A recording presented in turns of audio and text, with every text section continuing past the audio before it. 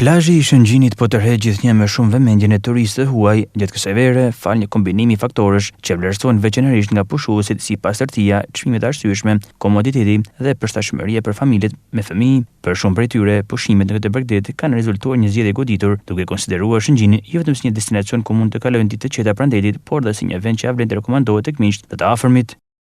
From Slovakia.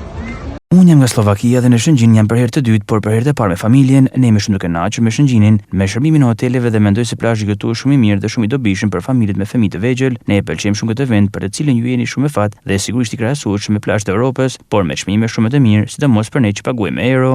My name is Damien. I'm from Romania.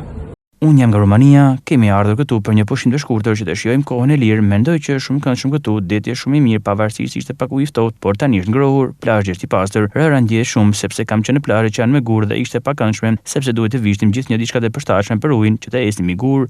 Çmimet këtu mendoj se janë të mira.